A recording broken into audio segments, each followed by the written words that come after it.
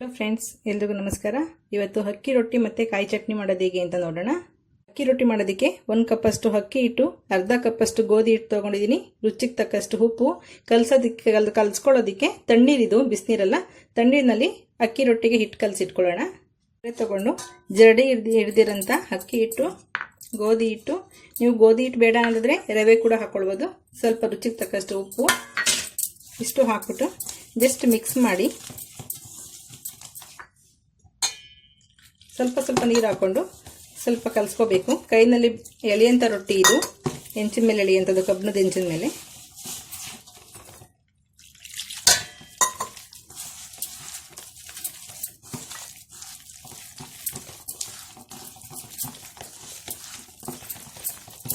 ಕೈನಲ್ಲೇ ಕಲಿಸ್ಕೋಬೇಕು, ಗಂಟಿಲ್ದಿರೋ ರೀತಿ ಕಲಸಿಟ್ಕೊಳ್ಳಿ. ನೋಡಿ ಇಷ್ಟಾದ ಇದ್ರೆ ಸಾಕು. ಈಗ ಒಂದು 10 ನಿಮಿಷದಷ್ಟು ಇದನ್ನು ನೆನೆಯೋದಕ್ಕೆ ಬಿಡೋಣ. ಕಾಯಿ ಚಟ್ನಿ ಮಾಡೋದಕ್ಕೆ ಹಸಿ ತೆಂಗಿನಕಾಯಿ ತುರಿ ತೊಗೊಂಡಿದ್ದೀನಿ. ನೀವು ತುರಿಯನ್ನು ತೊಗೊಳ್ಬೋದು, ಪೀಸಾಗಿ ತೊಗೊಳ್ಬೋದು. 1 ಕಪ್ ಅಷ್ಟಿದೆ. ಸ್ವಲ್ಪ ಹುಣಸೆಹಣ್ಣು, ಸ್ವಲ್ಪ ಉರ್ಗಡ್ಲೆ ಇದೆ, 1.5 ಸ್ಪೂನಷ್ಟು. ರುಚಿಗೆ ತಕ್ಕಷ್ಟು ಉಪ್ಪು, 3 ಹಸಿಮೆಣಸಿಕಾಯಿ ತೊಗೊಂಡಿದ್ದೀನಿ. ಹಸಿಮೆಣಸಿಕಾಯಿ ತುಂಬ ಖಾರ ಸ್ಟ್ರಾಂಗ್ ಇರೋದ್ರಿಂದ 3 ತೊಗೊಂಡಿದ್ದೀನಿ. ಬೆಳ್ಳುಳ್ಳಿ 6 ಎಸಳಷ್ಟಿದೆ. ಶುಂಠಿ 1/4 ಇಂಚು ಸಾಕು. ಕೊತ್ತಂಬರಿ ಸೊಪ್ಪು 1 ಕಡ್ಡಿಯಷ್ಟು. ಪುದೀನ 1-2 ಕಡ್ಡಿಯಷ್ಟಿದೆ. ಸ್ವಲ್ಪ ಕರಿಬೇವಿನ ಸೊಪ್ಪಿದೆ. ಸ್ವಲ್ಪ ನೀರು ಬೇಕಾಗುತ್ತೆ ರುಬ್ಕೊಳ್ಳೋದಕ್ಕೆ.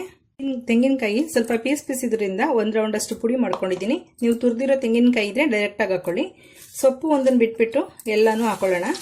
ಸೊಪ್ಪು ನೀವು ಲಾಸ್ಟಲ್ಲಿ ಹಾಕಿದ್ರೆ ಒಳ್ಳೆ ಫ್ಲೇವರ್ ತುಂಬ ಚೆನ್ನಾಗಿರುತ್ತೆ. ಪುದೀನ ಫ್ಲೇವರ್, ಕೊತ್ತಂಬರಿ ಫ್ಲೇವರ್ ಎಲ್ಲ.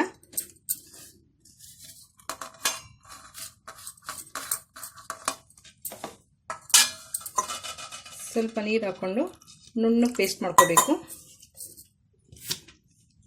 ಕಾಯಿ ಚಟ್ನಿ ರುಬ್ಬಾಗಿದೆ. ನೀವು ಸೊಪ್ಪು ಹಾಕಿದ ತಕ್ಷಣ ಲೈಟ್ ಗ್ರೀನ್ ಕಲರ್ ಬಂದ್ಬಿಡುತ್ತೆ ಚಟ್ನಿ. ಕೆಲವರಿಗೆ ಅದು ಇಷ್ಟ ಆಗಿಲ್ಲ ಅಂದರೆ ನೀವು ಸೊಪ್ಪು ಹಾಕೋದು ಬೇಡ. ಸೊಪ್ಪು ಹಾಕೋಕ್ಕಿಂತ ಮುಂಚೆ ಚಟ್ನಿನೇ ತೆಗೆದಿಟ್ಕೊಳ್ಳಿ. ಈ ಸೊಪ್ಪು ಹಾಕೋದ್ರಿಂದ ಫ್ಲೇವರ್ ಚೆನ್ನಾಗಿರುತ್ತೆ ಮತ್ತು ಡೈಜೆಷನ್ ತುಂಬ ಚೆನ್ನಾಗಾಗುತ್ತೆ. ಪುದೀನ ಸೊಪ್ಪು, ಕೊತ್ತಂಬರಿ ಸೊಪ್ಪೆಲ್ಲ ಹಸಿದು ಹಾಕೋದ್ರಿಂದ. ಹಾಗಾಗಿ ಸೊಪ್ಪು ಹಾಕ್ಕೊಂಡು ಇನ್ನೊಂದು ರೌಂಡಷ್ಟು ಚಟ್ನಿ ರೆಡಿಯಾಗಿದೆ. ಅಕ್ಕಿ ರೊಟ್ಟಿಗೆ ಇಷ್ಟು ಗಟ್ಟಿ ಚಟ್ನಿ ಇದ್ರೆ ತುಂಬ ಚೆನ್ನಾಗಿರುತ್ತೆ. ರೊಟ್ಟಿ ಅಥವಾ ರಾಗಿ ರೊಟ್ಟಿ ಮಾಡಿದ್ರೆ ಮೇಲ್ ಮುಚ್ಚಿಬಿಟ್ಟೆ ಬೇಯಿಸಬೇಕಾಗುತ್ತೆ, ಇಲ್ಲದ್ರೆ ಚೆನ್ನಾಗಿರಲ್ಲ. ಅದಕ್ಕೆ ಮುಚ್ಚೋದಕ್ಕೆ ಒಂದು ಪ್ಲೇಟ್ ತೊಗೊಳ್ಳಿ. ಅಕ್ಕಿ ಹಿಟ್ಟು ಕಲಸಿಟ್ಟಿದೆಯಲ್ಲ, ಒಂದು 10 ನಿಮಿಷ ಆಗಿದೆ. ಈಗ ಚೆನ್ನಾಗಿ ಬೈಂಡಿಂಗ್ ಚೆನ್ನಾಗಿ ಬಂದಿರುತ್ತೆ.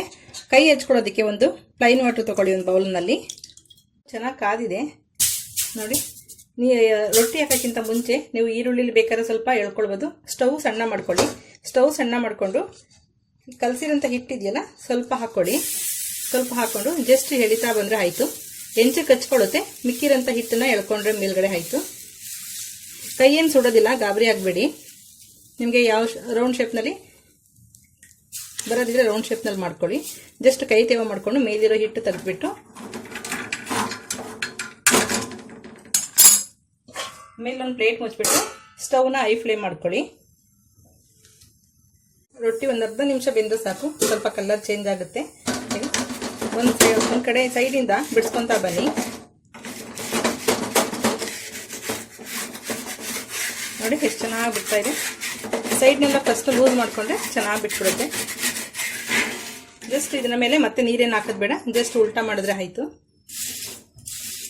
ನೀವು ಫಸ್ಟ್ ರೊಟ್ಟಿ ಸುಡಬೇಕಾದ್ರೆ ಆದಷ್ಟು ಚಿಕ್ಕ ರೊಟ್ಟಿ ಸುಟ್ಕೊಳ್ಳಿ. 1-2 ಹೆಂಚು ತುಂಬ ಬಿಸಿಯಾಗಿರಲ್ಲ. 1-2-3 ರೊಟ್ಟಿ ಆದಮೇಲೆ ನೀವು ಹೆಂಚು ಎಷ್ಟಿದೆ ಅಷ್ಟು ಕೂಡ ನೀವು ದೊಡ್ಡದಾಗಿ ಬಳಿಬೋದು. ನೀವು ಕಲಿಸ್ಬೇಕಾದ್ರಷ್ಟೇ ಸ್ವಲ್ಪ ಯಾವ ಹದದಲ್ಲಿ ಹೇಳ್ಕೊಟ್ಟಿದ್ದೀನಲ್ಲ ಅದೇ ಹದದಲ್ಲಿ ಕಲಿಸ್ಕೋಬೇಕಾಗತ್ತೆ. ನೀವು ರೊಟ್ಟಿ ಸುಡೋದಕ್ಕೆ ಏನಾದ್ರು ಬಂದಿಲ್ಲ, ಅಕಸ್ಮಾತ್ ಫಸ್ಟ್ ಮಾಡ್ತೀವಿ ಅನ್ನೋದಾದ್ರೆ, ಸುಡೋದಕ್ಕೆ ಆಗ್ತಿಲ್ಲ, ಕೈ ಸುಡುತ್ತೆ ಅಥವಾ ಬೇರೆ ರೀಸನ್ನಿಂದ ಏನಾದ್ರು ರೊಟ್ಟಿ ಎದೊಳ್ತಿಲ್ಲ ಅನ್ನೋದಾದ್ರೆ ಇದೇ ಹಿಟ್ಟಿಗೆ ಇನ್ನು ಸ್ವಲ್ಪ ಈರುಳ್ಳಿ, ಕೊತ್ತಂಬರಿ ಸೊಪ್ಪು, ತೆಂಗಿನಕಾಯಿ ತುರಿ ಎಲ್ಲ ಹಾಕೊಂಡು ಇನ್ನು ಸ್ವಲ್ಪ ಅಕ್ಕಿ ಹಿಟ್ಟು ಹಾಕೊಂಡು ನೀವು ತಾಳಿಪಟ್ಟು ಕೂಡ ಮಾಡ್ಕೊಳ್ಬೋದು. ನೋಡಿ ರೊಟ್ಟಿ ರೆಡಿಯಾಗಿದೆ. ಈಗ ಮತ್ತೊಂದು ರೊಟ್ಟಿ ಹಾಕೋಕ್ಕಿಂತ ಮುಂಚೆ ಇದೆಯಲ್ಲ ಇದನ್ನೆಲ್ಲ ಜಸ್ಟ್ ಈ ಥರ ಮಾಡಿಬಿಟ್ಟು ಸ್ಟವ್ ಸಣ್ಣ ಮಾಡ್ಕೊಳ್ಳಿ. ಹೆಂಚನ್ನ ಕ್ಲೀನ್ ಮಾಡ್ಕೊಳ್ಳಿ. ಕ್ಲೀನ್ ಮಾಡಿಕೊಂಡು ಸೇಮ್ ಪ್ರೊಸೀಜರ್ ಸ್ವಲ್ಪ ತಣ್ಣೀರು ಹಾಕ್ಬಿಟ್ಟು ಮತ್ತೆ ಇನ್ನೊಂದು ಅಕ್ಕಿ ರೊಟ್ಟಿ ಸುಟ್ಕೊಳ್ಳೋಣ.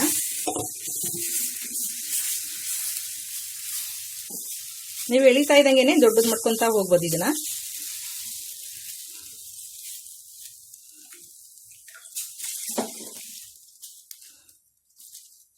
ಅದಕ್ಕಿಂತ ಇದು ಸ್ವಲ್ಪ ದೊಡ್ಡದಾಯ್ತು ನೋಡಿ.